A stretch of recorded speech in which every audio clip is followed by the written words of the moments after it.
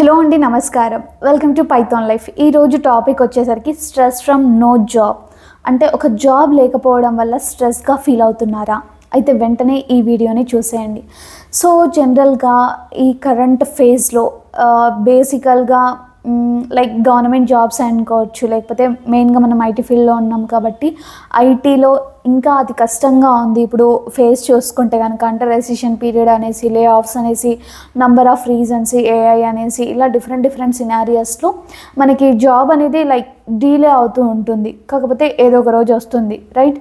So దీనికి సంబంధించి ఎలా ఓవర్కమ్ చేయొచ్చు, లేదా ఎలా మనము లైక్ మన ఫ్యూచర్ని బిల్డ్ చేసేసుకోవచ్చు ఈ ఫ్యూచర్ లైక్ ఈ ఫేస్లో అనేది చూద్దాం. సో జనరల్గా ఒక జాబ్ లేకపోతే ఫెయిల్యూరా? అది నా క్వశ్చన్. అంటే లైక్ జాబ్ లేకపోతే జాబ్ అంటే లైక్ జాబ్ అనేది మనకు ఎందుకు కావాలి? అంటే మన సాటిస్ఫాక్షన్ కోసమా, లేకపోతే మనీ నీడ్ కోసమా, లేకపోతే లైక్ వేరే వాళ్ళ నీడ్ కోసమా? లైక్ ఇలా చూసుకుంటే జనరల్గా మనకి అన్నీ కూడా లైక్ సాల్వ్ అప్ అయిపోతుంటాయి. కాకపోతే కొంచెం ప్రెషర్ అనేది ఉంటుంది. లైక్ ఇంట్లో ఫినాన్షియల్ సిచ్యువేషన్స్, లేకపోతే మనము ఇండిపెండెంట్గా ఉండాలన్నా కూడా లైక్ మనీ అనేది నీడ్ కాబట్టి జాబ్ అవసరము అనేసి మనం అనుకోవచ్చు. కాకపోతే ఇలా థింక్ చేస్తుంటేనే మనకు ఒక స్ట్రాంగ్ డెసిషన్ అనేది వస్తుంది. అంటే ఎలా? నేను ఇంతకుముందు చెప్పినట్టుగా ఇలా మనము జాబ్ అనేది ఎందుకు అవసరం అంటే ఇలా ఆలోచిస్తున్నప్పుడు సో మీకు ఎందుకు కావాలో ఆ ఒక్క రీజన్ గట్టిగా కొట్టేస్తుంది, రైట్? అంటే లైక్ చాలామందికి సంథింగ్ అప్పు ఉండొచ్చు. ఆ అప్పు లైక్ ఫుల్ఫిల్ చేయాలి అన్న, లేకపోతే పేరెంట్స్కి ఇల్లు అతి త్వరగా కట్టించాలి, దానికి హెల్ప్ చేయాలి అన్న, లైక్ ఫస్ట్ థింగ్ మనం ఇది ఆలోచిస్తే ఎందుకు జాబ్ కావాలో అనేది ఒక సీరియస్ రీజన్ దొరుకుతుంది. ఆ రీజన్ పైన మనము సీరియస్గా స్టిక్ అవ్వడానికి హెల్ప్ అవుతుంది కదా. ఇది నెంబర్ 1. అండ్ దాని తర్వాత లైక్ జనరల్గా ఏం చేస్తాము, లైక్ కొంచెం స్ట్రెస్ అని మాట్లాడుకుంటున్నాం కాబట్టి స్ట్రెస్ అనేది మనకు ఎందుకు ఉండొచ్చు? నేను ఇంతకుముందు చెప్పినట్టుగా ఇండిపెండెంట్గా ఉండకపోవడం వల్ల. ఇది నాట్ ఏ ప్రాబ్లం, ఎందుకంటే లైఫ్ లాంగ్ ఉండే ప్రాబ్లం ఏం కాదు, కొన్ని మంత్స్ ఉండే ప్రాబ్లం ఈ ఇండిపెండెన్సీ అనేది. అండ్ దాని తర్వాత కంపారిజన్. మేబీ బహుశా ఇది అతిపెద్ద స్ట్రెస్కి కారణం అనేసి నేను అనుకుంటాను. కంపారిజన్ అంటే లైక్ ఒక సోషల్ మీడియాలో లేదా ఇన్స్టాగ్రామ్లో లైక్ చాలా రీల్స్, లైక్ జాబ్స్కి ఇలా ఆఫీస్కి వెళ్ళడం, ఆఫీస్లో వ్లాగ్స్ చేయడం, లేకపోతే ఆఫీస్ ఒక ప్రమోషన్ సంథింగ్ అన్నీ ఎక్స్ప్లెయిన్ సంథింగ్ ఎవరైనా చేస్తుంటే మనం కూడా చూసి వాళ్ళందరికీ బాగుంది లైఫ్, నాకెందుకు ఇలా ఉంది అనేసి అనుకోవడం. సో నో, ఎందుకంటే అందరి టైమింగ్ ఒకటి కాదు, అందరి సిచ్యువేషన్స్ కూడా ఒకటి కాదు. వాళ్ళది అలా ఉంది, నీది ఇంకా రేపు వేరేలా ఉండొచ్చు. సో టైం చేంజెస్ ఎవ్రీథింగ్ అనేసి అనుకోవచ్చు, రైట్? సో దానికి అది కూడా నువ్వు ఇన్స్పిరేషన్గా చూస్ చేసేసుకుని నీ హార్డ్ వర్క్ అనేది ఈ ఫేజ్లో చేయొచ్చు. సో అండ్ దాని తర్వాత ఒక డైలీ రొటీన్ అనేది ఫిక్స్ చేసుకోవడం బెటర్ ఈ ఫేజ్లో. అంటే ఓకే, స్టడీ అయిపోయింది, జాబ్కి టైం పడుతుంది, ఈ ఎన్ని మంత్స్ అవుతుందో ఒక గోల్ లైక్ 3 months 4 months ఇలా పెట్టుకునేసి, సరే మీరు కాలేజ్ డేస్లో ఏ స్కిల్ పైన కొంచెం ఇంట్రెస్ట్ పెట్టి మీరు చదువుకున్నారు, లేదా మీ కెరీర్ పాత్ ఏంటి అనేది ఈ ఫేజ్లో మీరు డిసైడ్ అవ్వచ్చు. దానికి సంబంధించిన స్కిల్స్ మీరు లైక్ డైలీ మార్నింగ్ లేచేసి ఒక ప్రాపర్ రొటీన్ పెట్టుకుంటే లైఫ్ పైన లైక్ ఆ జాబ్ పైన ఇంకా సీరియస్నెస్ ఉండడం, కన్సిస్టెన్సీగా డిసిప్లిన్గా వర్క్ చేయడం. సో ఒక డైలీ రొటీన్ పెట్టుకుంటే జనరల్గా మనకి కన్సిస్టెన్సీ ప్లస్ డిసిప్లిన్ అనేది హ్యాబిచ్యువేట్ అవుతూ ఉంటుంది. సో అది మెయింటైన్ చేస్తే ఆబ్వియస్గా మనము ఏం కావాలో మన కెరీర్కి సంబంధించి అది కూడా చేస్తూ ఉంటాం.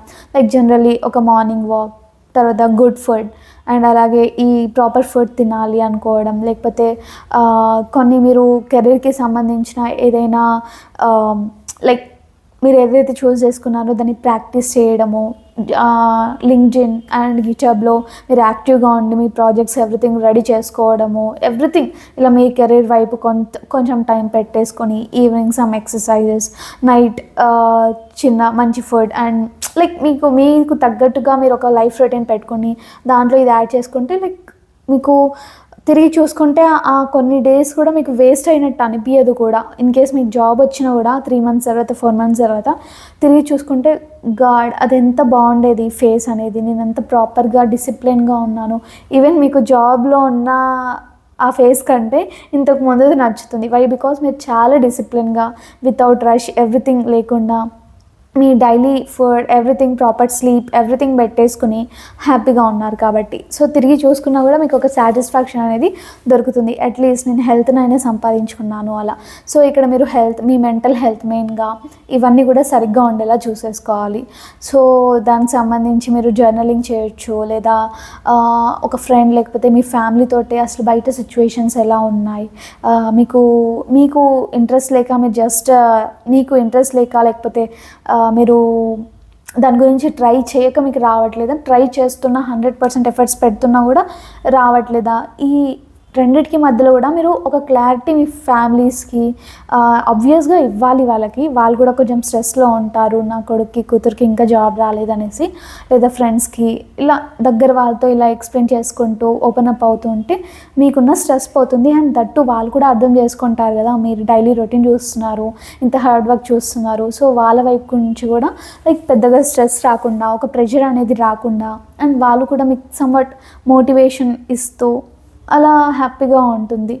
మీరు అలాన్గా కాకుండా మీ ఫ్యామిలీ అండ్ ఫ్రెండ్స్ మీకు సపోర్ట్గా ఉన్నట్టు కూడా ఉంటుంది మీరు ప్రాపర్ ఎక్స్ప్లెనేషన్ అనేది ఇవ్వడం వల్ల. సో ఇలా ప్రాపర్ మీరు ఓపెన్ అప్ అవ్వడం, జర్నలింగ్ చేయడం, ఏదైనా వాయిస్ రికార్డ్ చేయడము, మీ ఏదైతే అనుకుంటున్నారో దాన్ని బయట పెట్టడము, సో ఇవన్నీ కూడా చేస్తే సెట్.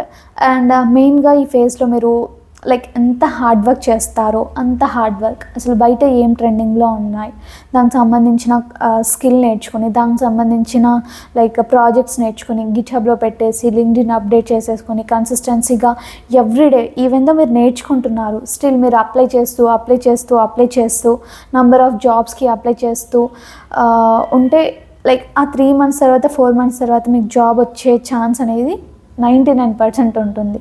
ఇంకా మిగతా 1% అక్కడికి వెళ్ళాక కూడా నేను ఇంకొక వీడియో కూడా చేశాను. మీకు కావాల్సింది స్కిల్స్తో పాటు డిగ్రీస్తో పాటు మెయిన్గా ఉండాల్సింది కొన్ని క్వాలిటీస్ అనేసి. దాంట్లో ఫస్ట్ వన్ వచ్చేసరికి లెర్నింగ్ మైండ్ సెట్ అనేది ఉండాలి. సరే ఈ 3 monthsలో మీరు ఏదో నేర్చుకున్నారు, కాకపోతే అక్కడికి వెళ్ళాక మీకు కొత్తది తెలియంది అడిగారు, అప్పుడు ఏం చెప్పాలి, నాకు ఇది తెలీదు, ఐ డోంట్ నో అని చెప్పడం కాదు, నేను నేర్చుకుంటాను అనే ఒక పాజిటివ్ యాటిట్యూడ్ ఉండాలి. అండ్ అలాగే నేను ఇంతకుముందు చెప్పినట్టుగా కన్సిస్టెన్సీ, డిసిప్లిన్ అయితే వాళ్ళకి కావాలి. ఏ ఫ్రెషర్కైనా ఏ కంపెనీ అయినా చూసేవి ముందుగా ఇవే అనమాట.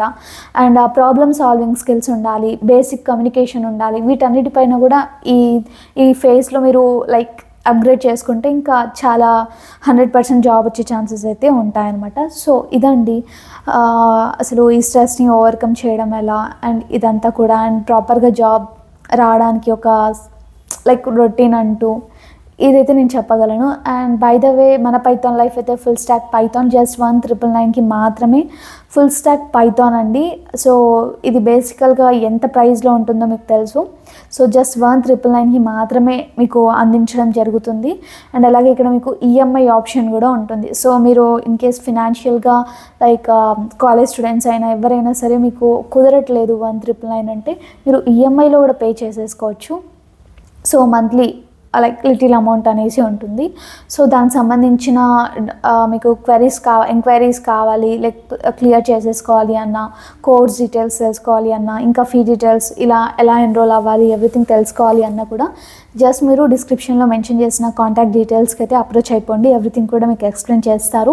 అండ్ దాంతోపాటు మీకు ఫ్రీ డెమో చూడాలి అన్న, అంటే ఫ్రీ క్లాస్ చూడాలి అన్న అదే కాంటాక్ట్ డీటెయిల్స్కి అప్రోచ్ అయిపోండి. ఎవ్రీథింగ్ కూడా చూసేస్తారు.